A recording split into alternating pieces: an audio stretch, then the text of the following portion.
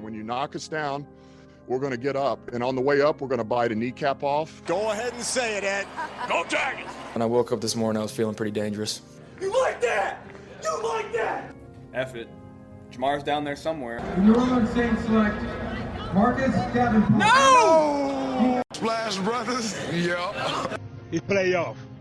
Keep going, Brace. Playoffs? Don't talk about playoffs. If it doesn't fit, you must acquit. What is up, guys? Dirty Boots Sports, and we are back with another episode. This time, it's a solo pod. It's just me, Clay, here tonight. I am here to talk some NBA basketball. The finals start tomorrow, or today, when I put this podcast out. Thursday, June 6th, and it's going to be a big one. The Mavericks are playing the Celtics. Mavericks, who were the 5 seed, and beat the 4 seed Clippers, 1 seed Thunder, and then the 3 seed Wolves, who took down the Nuggets, and then the Celtics, who 1 seed, been the best team all year, pretty much had no real adversity in the playoffs. It's been pretty easy besides losing their big man Porzingis for a little while, but they've still made it through without too much stress. You know, some close games here and there, but the bigger story, obviously, from the West, the Mavericks making it out, and yeah, we're going to get into that, kind of break down what I think is going to happen this series, and the big moments, the big plays, the key matchups, stuff like that, and yeah, just talk a little bit of basketball tonight. Haven't had the chance to. We've been busy. Been a lot of traveling between me, Chance, Peyton, and everybody, and doing other pods as well. We did our Apple Music Top 100 Albums podcast tonight with the regulars, me, Aston, and Rayleigh. We did that in the darkness as well.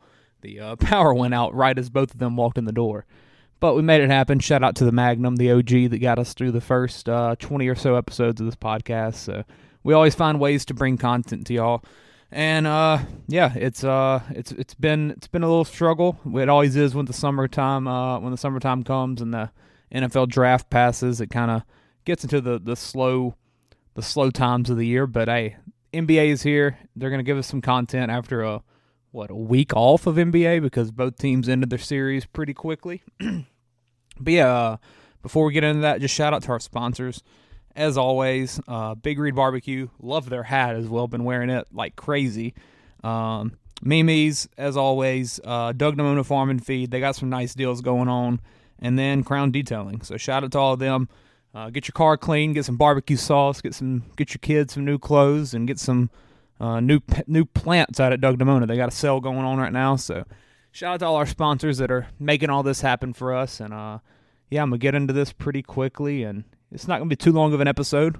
I'm by myself, so I don't want to go too long and start just rambling on like I do for my Warriors pods that I've done by myself in the past that are pretty depressing when I'm by myself trying to talk myself into the Warriors' future. That was what a bad episode that was last year.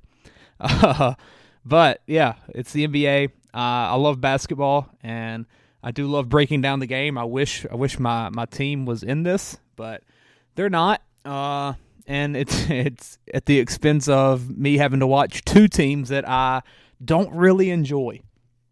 Before the playoffs started, we did a playoff breakdown, and I'm gonna pat myself on the back a little bit. I think I had a pretty good feel of the playoffs. I think I nailed 7 of the 8 first round series. Didn't get the exact games or nothing like that, but I had a pretty good feel on everything. The one series that I missed, odd enough, was the Mavericks, and I mean not the Mavericks, the Wolves, who had one of the more impressive runs for a team that, only made it to the conference finals, but to sweep the Suns, who obviously Kevin Durant, Devin Booker, great team, Bradley Beal, to sweep them and win the first playoff series since I think 2001 for the Wolves. Incredible job by that young core.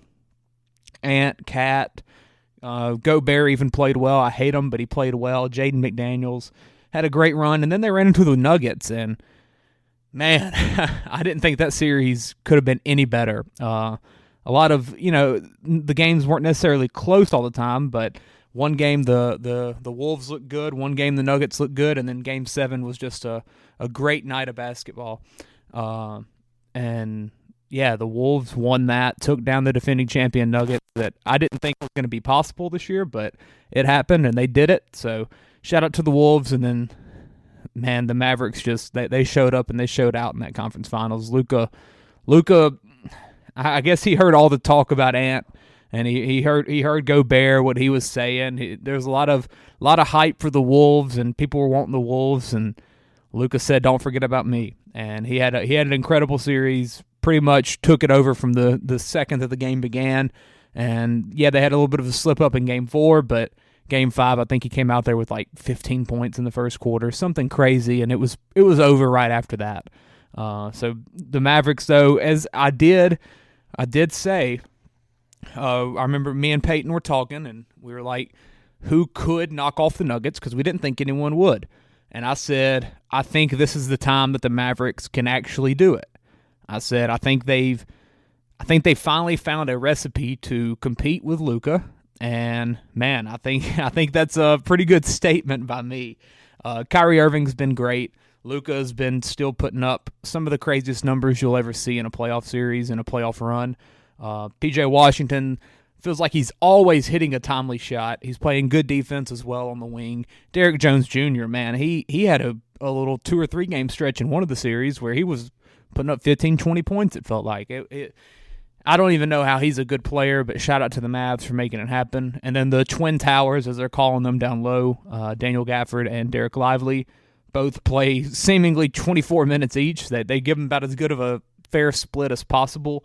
And whenever they're out there, they're going 110% every second. So that really it's really pivotal for them to have them two down there working. And man, they look good together, especially Derek Lively. Thankfully, he did avoid a serious injury, and he came back, and he's going to be good to go for this series because he looked really good against the Wolves, and he's looked good all playoffs. I think he's the one that had he missed like 0 shots against the Wolves and made like 24 or something crazy, which most of his shots are just him dunking the ball off of an alley-oop, but still impressive. The Mavericks, though, they're playing very, very well. Just got Maxi Kleber back as well, who I think could be a sneaky important player for this series versus the Celtics and the widespread offense and very physical and kind of a small ballish defense that they run. I think Maxi Kleber could be a name that a lot of people don't really know, but he could be very important, and we'll get into that a little bit later. And then on the other side, you got the Celtics, who, I mean, the opening series against the Heat, yeah, they lost that second game, I believe, but there was really no real fear, especially once Jimmy went down. There was a little bit of like, oh, it's going to happen again like last year, but I think everyone knew deep down like the Celtics they're on another level this year, especially compared to the competition in the East. They made quick work of the Heat. I believe they won that in 5. Played the Cavs. Pretty tough series, but the Cavs just couldn't really finish anything, and I think they won that series in 5 as well. And then the Pacers, who they swept, but was probably the closest series they played. Pacers, Game 1 should have won the game, up 3, turned the ball over. Jaylen Brown makes a ridiculous shot. In another example of not fouling, up 3.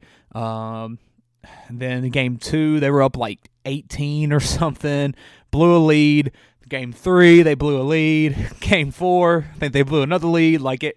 That series could have easily been 2-2 after 4 games, but instead it was 4-0 Celtics. And yeah, it was inevitably going to be the Celtics, but the Pacers, hey, congrats on the season, fought hard, outlasted the Knicks, who just literally wore down because they were out of bodies to throw out there.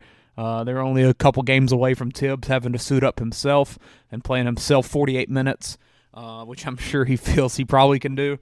But shout out to the Knicks, great season. And the Pacers, yeah, I mean, young team, 6th seed, played the Bucks. Yes, without Giannis, but still, you played the Bucks and you beat the Bucks, and then you go and beat the Knicks in 7 games, winning Game 7 in the Mecca. Very impressive. And then the Pacers, I mean, Tyrese Halliburton didn't have the best of playoffs, but had a pretty good game here and there. And never really was himself with the hamstring injury that kept him out here and there. And he did miss the last 2, maybe 3 games. I forget exactly. That was pretty much the final nail in the coffin. But Andrew Nembhard played very well off the bench, and then moving into the starting role whenever Halliburton went down. And Nembhard's a heck of a player. I wouldn't be shocked if he's a guy that leaves for a bigger role pretty soon. I don't know when his contract is up, but can't be much left on his rookie deal. Aaron Nesmith, solid player yet again, another young guy. Miles Turner, I wasn't really impressed with him these playoffs. I've never really been a huge fan of him as a player. He's always in trade talks and stuff like that, but I don't know. He's more of like an empty stats guy to me. Doesn't do a ton in like the winning situations and to help out the team. Yeah, he's a decent shooting big man that can make some shots here and there, but I don't know, man. There's just not a lot to him. If I'm the Pacers, honestly, I would try to move off of him. And then Pascal Siakam did what Pascal does. I'm not a huge fan of his game overall, but hey, he's beat the Warriors once and got the ring to Toronto, so I can't talk too much down on him. But yeah, the Pacers overachieved by a mile compared to what people would have expected from them this season, so they can't hang their heads at all by losing to the Celtics in 4 games, especially with the way they played. And as I said, everyone knows that the Celtics are the best team in the East and probably in the NBA, and everyone expected them here. I believe they were like a minus money to win the East coming out before the playoffs started. I wrote down on the fridge back here, Celtics will win the championship. Like it was pretty easy to see this happening, but it was a little bit more impressive whenever Porzingis did go down in that first series. But we're here now, NBA Finals, Mavericks versus Celtics. Key storylines, I mean, there's some that obviously come to mind immediately. Kyrie Irving playing the Celtics, who he had a quite a term with. I believe after that first season that he played there ended, he said, "I'm going to be back. I love Boston, whatever, blah, blah, blah. I love the city. We're going to bring a trophy to you." And then he went and signed with Brooklyn. And while at Brooklyn, I believe he stepped on the logo, which is a big no-no in Boston. A lot of stuff like that. Should be an interesting scene whenever he arrives in Boston tomorrow night and plays on that floor. Every time he touches the ball, I would expect hearty boos from the crowd, similar to like a Draymond Green whenever he comes back into arenas after he's gotten ejected or got into a fight with someone, and they boo every time he touches the ball. I could see that happening. It's going to be loud, probably a little bit of racist. But yeah, it's going to be a sight there. Another revenge game, I guess, for Kristaps Porzingis, who was what some people thought was going to be like the future pairing for the Mavericks. What is he, 7'3" or something? So the big foreigner who can shoot, space the floor some. He's going to be, they're kind of their next Dirk, going to pair with their other foreigner and Luka. They're gonna run the league, blah blah blah. Never really worked out in Dallas for Porzingis, and then he went to Washington and then got traded to Boston. But everything that happened there, I mean, I don't think anyone's really been impressed with Porzingis' career up until he's gotten to Boston, where instead of being a 1 or a 2, he's more of a 3. I guess you can call him a 3, maybe even a 4 at times with Derek White, Drew Holiday. Everybody's the same after the 1 and 2 of Tatum and Brown, and I think that's what Porzingis needs. But he's been a very good player this year for them, and I think he's probably the most important player of this playoff series. And some other storylines, Daniel Gafford, another Wizards big man that got traded to the Mavericks, and instead of being on one of the worst teams in the NBA, he's in the NBA Finals. And then the other huge addition for the Mavericks this season was P.J. Washington, who got traded from the Hornets and was, instead of being on one of the worst teams in the NBA, he's playing in the NBA Finals. So very cool stuff there. Drew Holiday going for another ring after helping out the Bucks and then getting shipped out because they felt Dame was a better fit. What do you think about that now? But yeah, I mean, there's a lot of very cool storylines in this. Joe Mazzulla trying to do what? What's the other coach's name that got Udoka, Ime Udoka, whatever his name is for the Rockets that cheated on his wife or whatever happened up in Boston that got brushed under the rug very quickly. Yeah, he's trying to do what he couldn't do and win the NBA Finals. Jason Tatum, obviously subject to so many legacy questions. Can he actually get the job done? Is he a real playoff performer? All of this, can he actually do it? We'll see. I have a lot of questions about Jason Tatum and his ability to, win this championship. But if there's a time for him to do it, it's now. And if they don't do it now, man, you got some questions about that team, especially with the money you've got thrown out to all these guys. Like Drew Holiday just got a new contract right before the playoffs started. Jaylen Brown's about to be starting. He's about to start making like $60 million. Porzingis is getting paid. Tatum's getting paid. White's got to get paid. It's going to be, if they don't get this championship, there's going to be some hard questions that you got to make, and you got to say what can we do differently. And then you have Luka Doncic, who I think a lot of people are starting to call the best player in the world, which is I would say rightfully a statement you can say. Yes, Jokic is still incredible. Yes, Jokic has won 3 of the past 4 MVPs and probably should have won the one that he didn't. It was just more of a media narrative that gave Embiid that award. Luka, though, hasn't gotten an MVP yet, but he's having one of the more impressive playoff runs you would see from a player, especially a guy that has the ball in his hands so much. And he's having to constantly make all of the big plays, all of the important plays. The clutch comes around, the ball's in Luka's hand. And if it's not in Luka's hands, it's in the other point guard's hand in Kyrie, which is a dynamic that I never expected to work. Before the playoffs, before the season started, I did a playoff predictions, whatever, on my Twitter, and I actually had the Mavericks as the 11th seed. So as I talked about my good predictions earlier, that was a very, very bad prediction by me. I did not believe in the Mavericks team, but they did make some trades, like I mentioned, with Gafford and PJ that I think really changed the landscape of this team. And yeah, it's gonna be a very interesting series. So let's break down the starting lineups. For the Celtics, you've got Drew Holiday, who will be going against. Yes, Luka's the one, but I'm gonna knock Kyrie down there for the size. So we'll go Drew versus Kyrie. That matchup right there, Drew, I think, has already came out and said, how do you guard Kyrie? And I think his answer was pray. I wouldn't take it that far. I think Drew's about as good of a defender for Kyrie as you could ask for. Similar size, similar speeds. Drew's one of the better on-ball defenders in the NBA, if not the best for a guard. This is going to be a very, very fun matchup to watch. 2 guys that are just incredible players going at each other. And I'd be shocked if anyone else sees Kyrie besides Drew. They probably match minutes.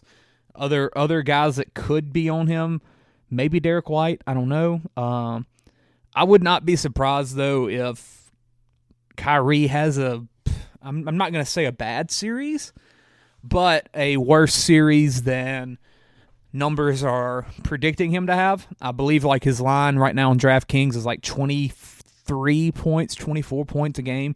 I wouldn't be shocked if that's closer to like 21, 20.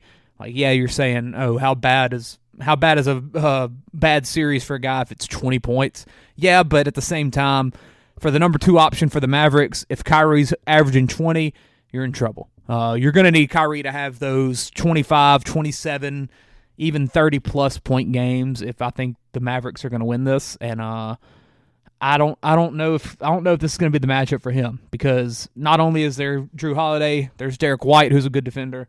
There's Jason Tatum, who's I think an underrated defender. He's very good at that. Jaylen Brown as well, another good defender. They're all athletic. They have the ability to switch onto every matchup. It's just Boston's just really freaking good. That's pretty much how it has to come down to it. On the offensive side, though, for Drew, I don't really expect much from him. I mean, he'll give you 10, he'll give you 15 maybe, but you're not really playing him for that. Maybe a timely 3 here and there. He did have some clutch buckets off of some defensive plays against the Pacers to wrap up some of those games, and that's pretty much what you're playing him for, is to limit Kyrie and give you some buckets here and there. But he's maybe your 5th option on offense. Honestly, I think you would put White and KP above him. I guess Kyrie's going to be guarding him because you can probably kind of. Yeah, probably so. Kyrie might be on White, though, because Kyrie's a solid defender. I don't know if I'd put him above Luka. Luka's just obviously got the size, but you might hide Kyrie on Drew and let him play a little bit of off ball. Let him go for some doubles in the post here and there and leave Drew open in the corner, stuff like that. I think that might be what you do for Kyrie defensively. But like I said, that's more so about the defensive Drew versus the offensive Kyrie, which is going to be one of, if not the most fun thing to watch in this entire playoff series. Moving on, though, to the shooting guards. Or instead of shooting guards, we'll just call this the other guard, because both of these teams are kind of positionless with how they list their guys. I guess this would be, technically, I think it'll be listed as Kyrie Irving versus Derek White, but this is more of a Luka versus Derek White, because I think, just based on the size of those players and everything, it's hard to list Kyrie as the shooting guard whenever Luka's the 7-inch taller player and 50 pounds heavier probably. But it's kind of like the LeBron effect, where when LeBron was listed as the power forward and Kyrie was the point guard, LeBron was still carrying that ball up the court 90% of the time. But Luka versus Derek White, Luka's, he's, for one, pretty much unguardable, but I don't know who you will guard him with. Derek White could be an option. I don't think you want to put Jason Tatum on him the whole game, because that will hurt him for offense, and also his rebounding abilities. He's probably the best rebounder on the Celtics, which is crazy to say when you've got a 7'3" man. But that's not really KP's game, is that physicality. I would probably just, honestly just throw whatever body I can at Luka. Derek White, how tall is he even listed as? 6'4", 190. I thought he's a little bit taller than that. He plays a little bit bigger, though. And, the same thing with Tatum. You don't want to waste him and his, you don't want to waste him on the defensive end. Like if you go back to this Wolves series versus the Mavericks, Ant, came out and said, I can stop Kyrie, all this. Ant wore himself down running around with Kyrie, and that was obviously a factor in Ant's limited offensive game in that entire series. He didn't look like himself because he was putting so much energy into this other side and guarding Kyrie the whole game. I don't think that's something you want to do with Tatum or Brown. I think you'd kind of want to take the shot with White on Luka. Maybe Jaylen Brown, though, but it's a very tough call. And like I said, these teams are both positionless, so you might see Drew on Luka, you might see White, you might see Brown, you might see Tatum. You might even see Sam Hauser and Pritchard get their shots out there. Who knows? I don't really know exactly the matchup, but Luka Doncic is incredible. He's probably gonna. I don't even know what you want to predict his numbers for this series. I would say at least 38-8 is a safe line. That could be honestly a little low too, because Luka very well could average 35 points in this series, and I wouldn't be shocked. He could average 25, though, and then be closer to like 12-12 with assists and rebounds.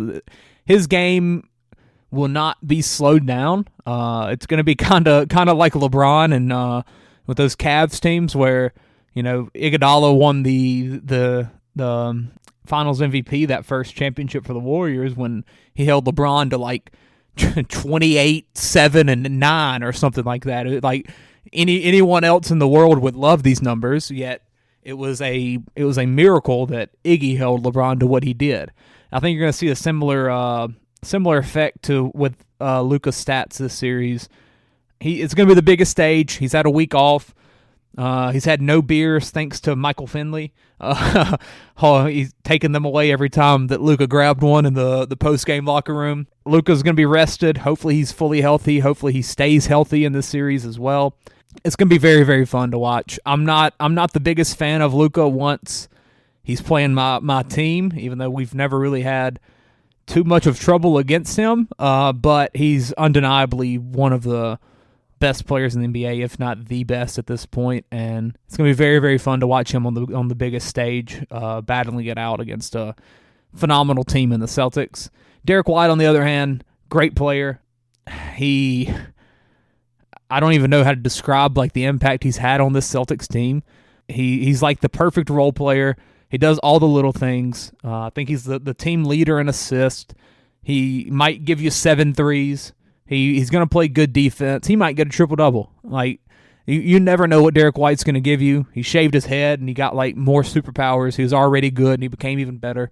Derek White's a very, very good player, and that's one of those pieces where, as I mentioned earlier, the Celtics, they got to do some winning now, because who's to say that the Celtics can even pay him and all the other guys they have next year?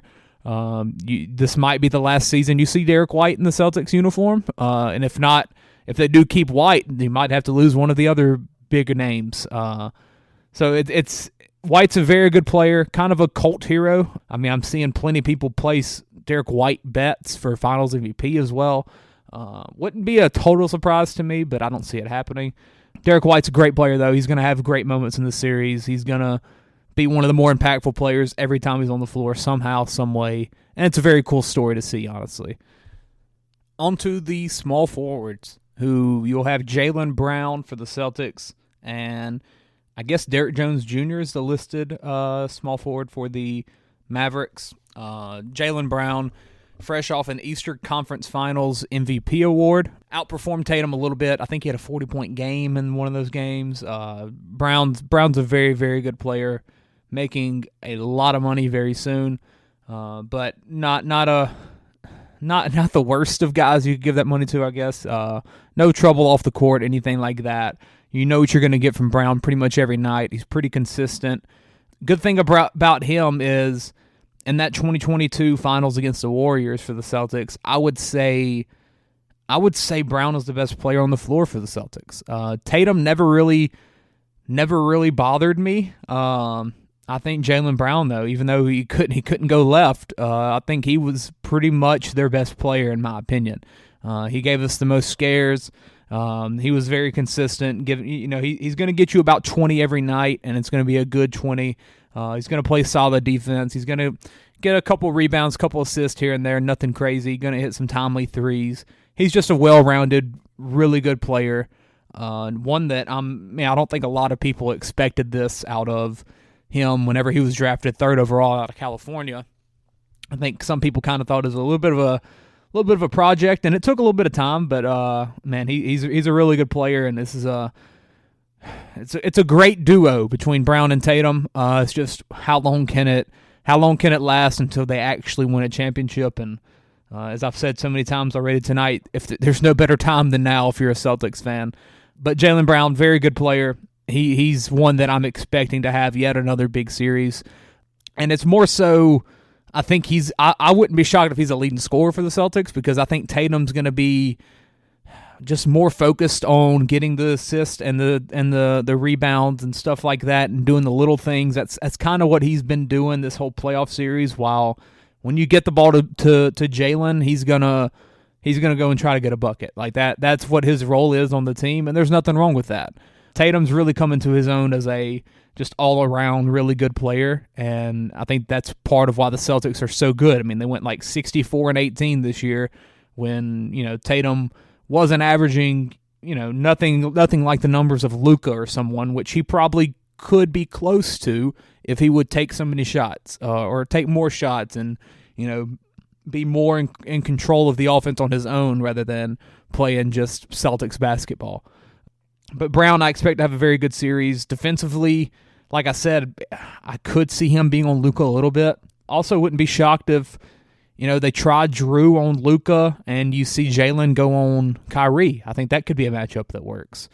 overall, though, he's there for his offensive game, and his defensive game you're not really going to stress about. He's not going to be great. He's not going to be awful. And that's pretty much all you can ask for. And then Derrick Jones Jr., good player. Like I've talked about, I mean, was a dunk competition guy 10 years ago, and that was literally it. He was kind of an important player for the Heat for a couple years, but more just, one of them role players that you fall in love with. Yet now he's a pivotal piece to this team. I could see him getting some defensive work on Brown. I could see him maybe even being on Tatum some, which is it's a big ask for a guy of Derrick Jones Jr.'s caliber, but someone's got to take the job, and I don't think he's going to back down from it.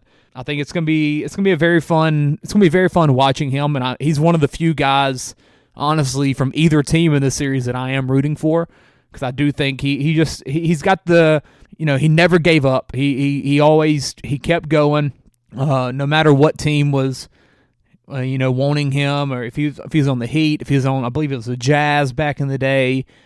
He's been on a couple other teams, and now he makes his way to the Mavericks, and he never gave up on his dream. And yeah, it started out just being this high flying dunk guy that might play a little bit at the end of a game in a blowout, but now he's playing 25-30 minutes for an NBA Finals team, and it's a very, very, very cool story. So shout out to Derrick Jones Jr. for all he's done, and yeah, I mean, I think that's pretty much it for the small forwards. There's not too much there. You know who both these guys are, and you know what both of these guys are going to bring you. Then you got the power forwards.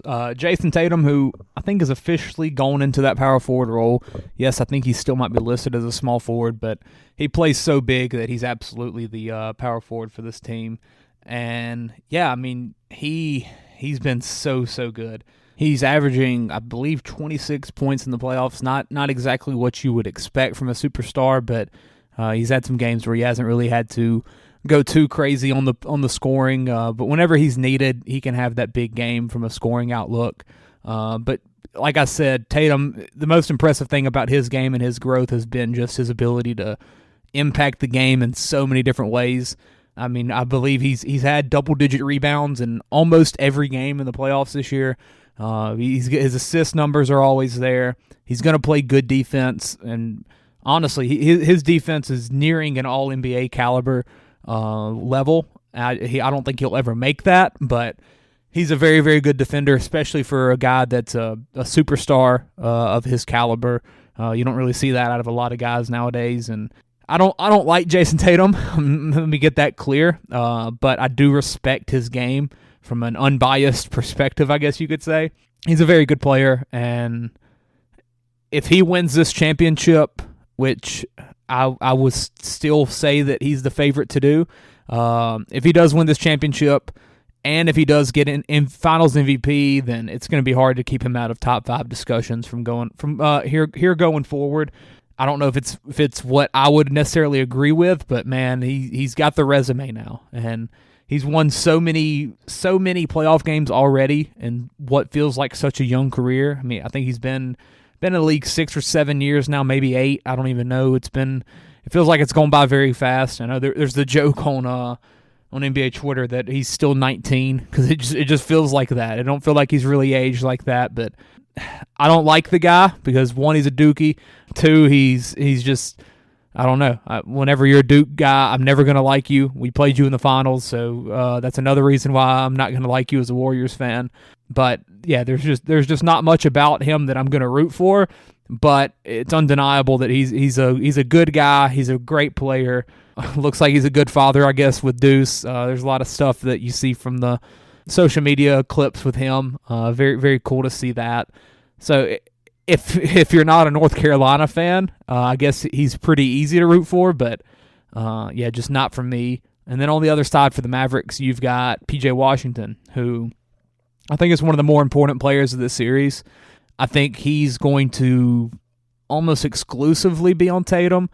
I don't really know what other matchup he's got. He is more of your traditional power forward, a little bit bigger, a little bit stockier than Tatum is. But he's also got that ability to play, more of a small forward type of defensive role. I see him being on Tatum a lot. Maybe you try him on, maybe like Al Horford a little bit whenever he's on the floor. But the Celtics, the Mavericks are always going to have one of those Gaffords or Lively's out there, so it's going to be hard to really put him on them. I think Jaylen Brown would be a little bit too quick for him, honestly. So maybe if Sam Hauser gets in, you give him a little bit of break on that. But I think a lot of his defensive game is going to be against Jason Tatum, and that's a very, very tough matchup for anyone.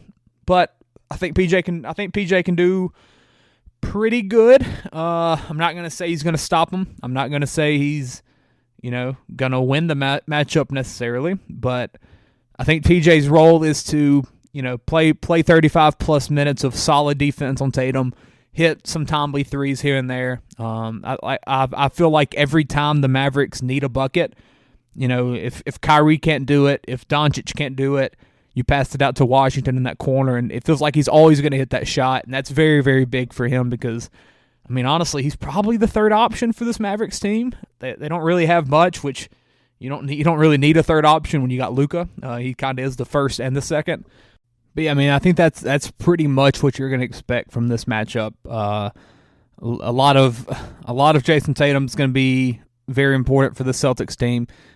He's going to have the ball in his hands, I think, quite a bit, taking the big shots. They're not backing down from the big moments. That's what Jason Tatum needs. That's what he needs for the sake of his legacy. I think he talks all about Kobe. This is his Kobe moment. It didn't happen in 2022. Maybe it can happen now. But I know Luka's going to try everything to stop that from happening. It's going to be very fun to watch, though. I'm excited to watch Jason Tatum as a basketball fan for this series. Like I said, I'm not rooting for him at all or the Celtics team, but he's a very good player, and there'd be a small part of me that would be like, that's cool if he does win this championship. But yeah, that's pretty much it with this matchup. PJ, you know what you're going to get from him. Maybe he has a scoring outburst here and there where he might get 20 points, and if so, the Mavericks better win that game because it probably won't happen more than once. But yeah, let's go on to the big men.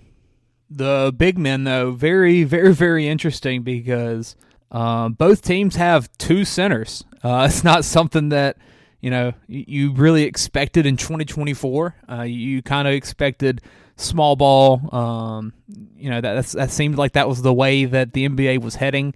But the Celtics instead got bigger this offseason by adding 7'3" Kristaps Porzingis to go along with Al Horford.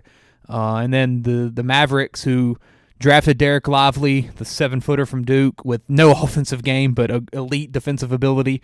They drafted him, and then they went and picked up Daniel Gafford for absolutely nothing at the deadline. And yeah, both teams kind of have a Twin Towers effect, while with the Mavericks, Gafford and Lively, pretty much no offensive game. They're more so there to get a lob from Kyrie and Luka, which, hey, that's very important because the pick and rolls from both of them are, some of the best in the NBA that you'll get. Luka throws passes that shouldn't happen, but he makes them happen and look freaking easy because he's insane. But that's how their offensive game is. While on the other hand, you've got Kristaps and Al, who, they might shoot 12 threes a game between them. They're the kind of guys that they're not really playing back to the basket or in the low post or anything like that, which I think is going to make for arguably the most important matchups of the series, because you've got two styles that are so different. I don't know if Al can hang with the pick and roll of Luka and Lively. I don't know if he can hang with the switch of that. And then on the other hand, I don't know if Gafford and Lively, if Kristaps and Al are at the top of the key expanding the defense, I don't know if Gafford and Lively being under the goal is going to just cause a hole in the Mavericks defense. So that to me is the most interesting thing to see, is which side wins that little chess match, because both teams have two big men, but they're both the same. Yet each team plays a vastly different style of defense and offense. Kristaps he's a pretty good rim defender, but Al, you're not getting a lot of him anymore. Still a good player who, never going to make a bad play, and might have a big game like he did in Game 1 of the 2022 Finals. God, I hate Al Horford for that game because he made shots he should never make. But in Gafford and Lively, like I said, you're going to get 24 minutes out of each of them pretty much. They're going to get you rebounds. They're going to get you points. They're going to get you blocks. That's pretty much it. Kristaps Porzingis, though, I think he is the X factor for this series, because if he's hitting his threes, if he's hitting his mid ranges, getting Lively out of the paint, getting Gafford out of the paint, getting that lane opened up for Jaylen Brown to drive, Jason Tatum to drive, Derek White to have a back cut. So many things can happen if Kristaps is at his best. He's already came out and said, I am not fully healthy, which is, very good to say. So, a little bit of excuse if, things do go bad for them. But I don't think anyone expected him to be fully healthy. But still, Kristaps at 80%, 90%. I don't think anyone's fully healthy nowadays, especially in June after the series that both of these teams have had and the long seasons. Kristaps at 90%, hitting 2 or 3 threes a game, and maybe not even hitting them. If he's just shooting 7 threes a game, Kristaps is going to draw that respect and going to draw Lively and Gafford out of the lane, because he's not a guy that you want to leave open. And that right there could be the most important thing about this series. And Kristaps, I do also think if anyone can stop the Luka Lively, Kyrie Lively, Luka Gafford, Kyrie Gafford, whichever version of the pick and roll that there is, I think Kristaps is one of the guys that can do it. He's 7'3", he's lanky, long, got a good shot blocking ability. Like he can interrupt those passes, and so much of that game is what leads to P.J. Washington being wide open in the corner, because the wings are having to come down and help onto Luka, and maybe Kristaps is going to be able to slow that down and kind of handle it on his own. So that's going to be the most fun thing to watch in this series for me is Kristaps Porzingis, because I really just think there's so much that hinges on his ability to play and to be healthy and to be effective in this series. And really, if Kristaps is what he has been for the Celtics this year, there's no way the Celtics don't win this series. That's pretty much how I look at it. And if the Mavericks can slow him down, if the Mavericks can, find some way to adjust, maybe they can make something happen. But man, I think if you get the Kristaps you saw this entire season, you saw in the playoffs already this year a little bit before he got hurt, if you get that, then the Celtics, I would really, really like their chances to get this done. But yeah, that's pretty much it for the big men. Like I said, one of the more important matchups of this series, if not the most important, is just seeing the chess match between Mazzulla and Kidd and how they work these two big men on each side into the game, and how effective they all are. And it's going to be very, very fun to watch. And yeah, I mean, I'll talk a little bit about some of the role players and the bench guys, but I don't think there's a lot. From the Mavericks, Maxi Kleber is one that I did mention. He's kind of that power forward, kind of a small ball center. If you do see the Mavericks without Gafford and Lively off the floor, both, then I think Kleber's going to be the guy that you have in. If the Celtics try to run a lineup without Kristaps and maybe even without Horford, if they try to go a Hauser, Tatum, Brown, White, Holiday lineup, something like that, you could see Kleber goes out there as the 5. You might even see Kleber go out there against Al. You could kind of hide him up on him defensively, but Kleber's a guy that he can hit some shots from deep. Interesting player overall, and he could be a sneaky role player that a lot of people don't know about. But if he makes some plays here and there, don't be very surprised. Josh Green's another one, kind of your role player off the bench. Doesn't do a ton, hit some timely shots here and there, just an overall solid guy. I don't think you're going to see too much negative or positive out of him. Tim Hardaway Jr. is a very interesting player to me. He's been a guy that, if you look at his stats, sneaky, really good career. Averaged 15 to 18 points the past 10 years almost. His pretty much entire tenure in the NBA, he's averaging double digits, which just is very hard to do. And he's been a very good player for the Mavericks. Career average of 14 points a game. But in these playoffs, hasn't really done a lot, which isn't too big of a surprise because he's not a defender in the slightest.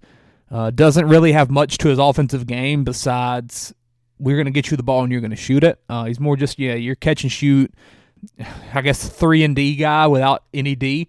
So it's not a surprise to see a guy like him not really get any playoff run. But, I mean, round one, he played 2 games, but I did think he got a little bit banged up in those. And then in the Thunder series, he played every game. Game 2, he had 17 points, which was, big for them. He had a game with 8. He hit a 3 in 4 of the 6 games, and they won 3 of those games. So that could be important. But then in the Wolves series, he played in the first 2 games, didn't score a point. And then he didn't play in games 3, 4, or 5. So what do you see from Tim Hardaway Jr.? Probably not a lot, but also the Celtics are better than any of those 3 teams I mentioned, the Clippers, Thunder, or Wolves. So you could see the Celtics, get a 15-point lead with, let's say 6 minutes left in the third. Mavs are like, we need a spark plug. We put in Tim Hardaway Jr., he hits a couple big buckets just shooting unconscious. He's kind of like your J.R. Smith kind of. Or J.R. Smith more towards the Cavs era, where he wasn't going to get you a ton, but you were always a little bit scared that he could catch fire and just hit some shots like that. And you could see Tim Hardaway playing a little bit of a role like that in this series, I do think, but I don't really expect a ton. Jaden Hardy, he'll play a little bit of guard minutes here and there, maybe if Kyrie gets in foul trouble or Luka gets banged up, something like that. Dante Exum, cool story, really won't see much from him. But just cool that he is back in the NBA and he's on this stage playing for the Mavericks, so shout out to him. For the Celtics, you've got Peyton Pritchard, undersized, white, playing for the Celtics. He's their hero. Probably going to be 100 of them jerseys in the crowd if I had to guess. He has 6'1" point guard. Every white man's dream to be playing point guard for the Celtics in the NBA Finals. Averaged 9 points a game this year, which is pretty crazy. He's had some good games this playoffs. 12 points against the Pacers. Averaged 11 against the Cavs. Was pretty effective in every one of those games. Didn't really do much against the Heat, but that's a physical series. Pritchard, though, probably the most important player off the bench, not named Horford. He's going to get you some buckets. Drew could get into foul trouble. Derek White could get into foul trouble. Either one of them, they both play pretty aggressively defensively.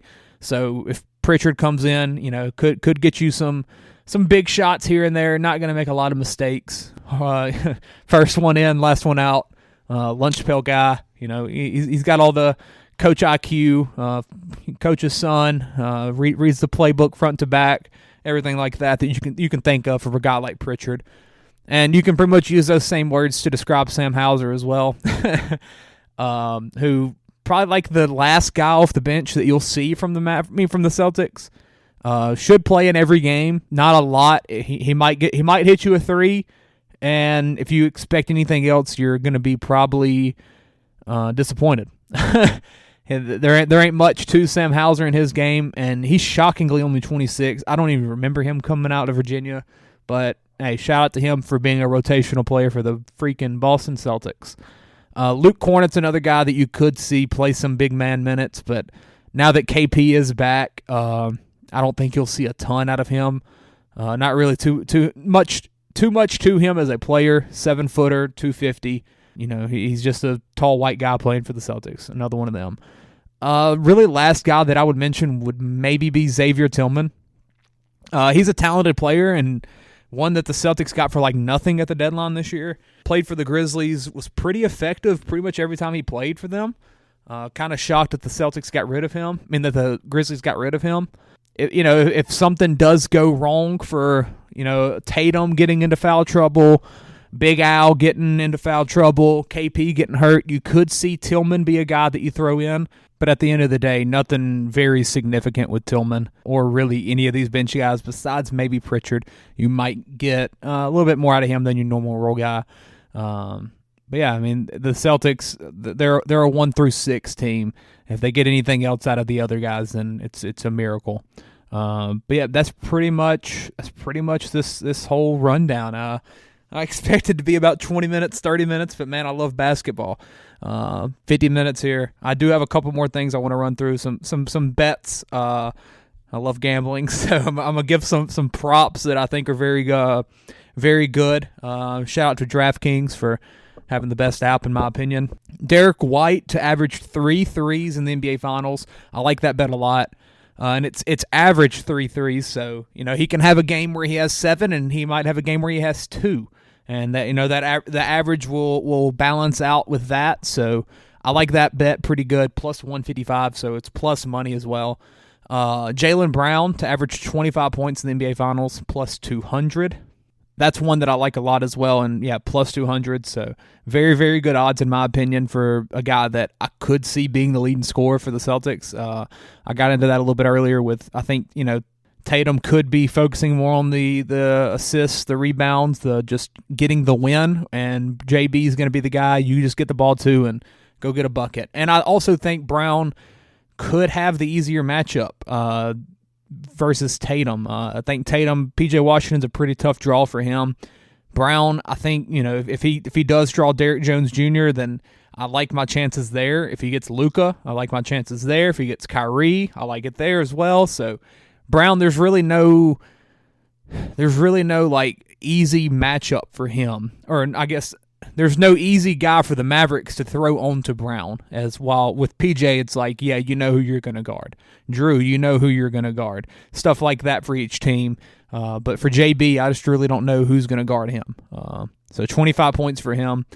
Here's an interesting one. Kristaps Porzingis to record 5 rebounds in each NBA Finals game. You would think, hey, he's 7'3". That's going to be easy. 5 rebounds? Yeah.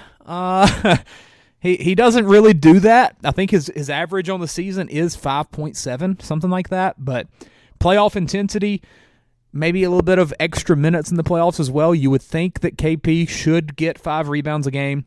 Now he could get banged up, and his minutes might be limited to 20 minutes one game, and he only snags 2 or 3. Which still, two or 3 rebounds in 20 minutes for a 7'3" guy feels like way too little.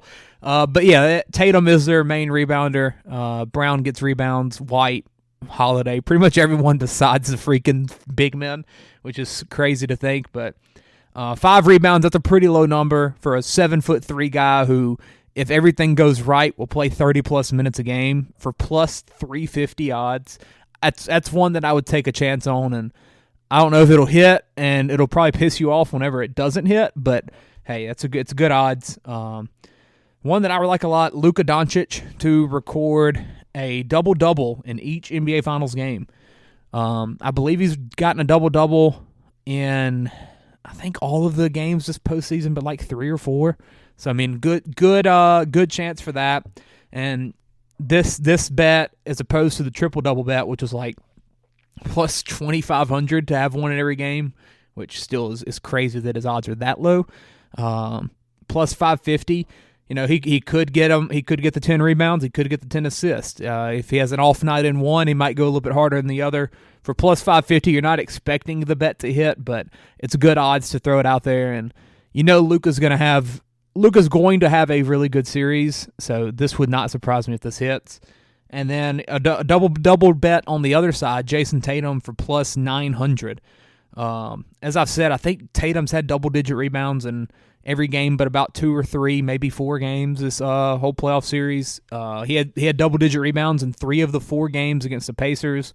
So it might not hit, but for plus 900, I like the chances. He's going to get the points. It's just, can he get 10 rebounds? And hey, he might even get 10 assists in a game. Who knows? But it's good odds, and a good bet that I would take a chance on. Some correct, I guess, exactas, whatever you want to call it, for the playoff outcomes. I like Celtics 4-2, 6 games for Celtics, plus 475. I don't think it's a sweep, obviously. I don't think I would give the Mavericks more than 1 game to win. But the toughest thing about this bet is that would be the Celtics closing it out on the road in Dallas, which, It's not the easiest thing for teams to do, but hey, Warriors got their first championship by closing it out in 6 in Cleveland, so it's not too crazy. It could happen. I don't know if this will be the outcome, but for plus 475, it's a good chance for it to happen. The Celtics are a little bit better on the road than at home in the playoffs, which is very weird. So you could see them, lose one of the first 2 games at home and then kind of take control of the series for the rest of the way and win it in 6. But if the Celtics do win the championship, I think it's 6. And then on the other hand, I got the Mavericks 4-3, so winning it in 7. That's plus 800, and that kind of goes hand in hand with that Celtics in 6 bet, where if the Celtics don't close it out in 6 in Dallas, then your bet doesn't cash, but your other bet, which is plus 800, is Mavericks on the road, yes, in Boston, but you got Luka Doncic, you got Kyrie Irving in Game 7, must win, or it's win or go home, or win or lose a championship. I would take the Mavericks in that 1-game scenario. Luka, if it's a Game 7, Luka legitimately might have a 40-point triple-double. I would not be surprised in that in the slightest. He might shoot 15 threes. I am rooting for that outcome because it would be awesome to watch. But for plus 800, that is where I do see the Mavericks having their best route to winning is in 7. I'd be shocked if it's in less than 7, honestly. Some other bets. Finals MVP, Jason Tatum's a minus 115. That's pretty crazy given that he just lost the Eastern Conference Finals MVP. Jaylen Brown won that, who is plus 650. If you are taking a Celtic, I would take him just for the value. Kristaps Porzingis plus 3,500. I don't see that happening. Derek White plus 3,500, maybe. Drew plus 5,000. I don't really see him having the offensive points to, really get to those numbers. And then the Mavericks, Luka plus 205, which the Mavericks overall to win the series is plus 175. And so this is 30 points higher for Luka to be MVP, and that's pretty much if the Mavericks win the playoffs. If the Mavericks win the championship, it is going to be because Luka Doncic and he's going to win MVP. So that's pretty crazy to me to look at those odds. So if you're a listener that believes the Mavericks are winning it, bet this instead of Mavericks to win the championship because Luka Doncic will be the MVP if the Mavericks win it. There's really no other way to look at that. Kyrie Irving plus 2,200. I don't know what kind of stats he would have to put up. He would have to average 30, and Luka would have to average like 28, 9, and 9 or something, which even then, Luka still might get it. But I would not bet anyone but Luka for the Mavericks, and if you bet a Celtic, I would go Jaylen Brown because I do think he's going to lead the Celtics in scoring. But I think that's it. This is about an hour long. I'm out of breath. I'm tired. Done 2 podcasts tonight, so I think this is it for this one. But man, I love basketball. Ready to throw some money out there tomorrow night. Ready to have some fun. Watch some good hoops, hopefully, and then we get some Stanley Cup hockey on Saturday as well. Go Oilers. But yeah, that's it for this one. Do I go Mavericks? Do I go Celtics? I don't know. Give me Celtics in 6 though. That's gonna be my official prediction. That's it. The Celtics finally freaking do it. So there we go. This ain't how it's supposed to be. It should be just you and me.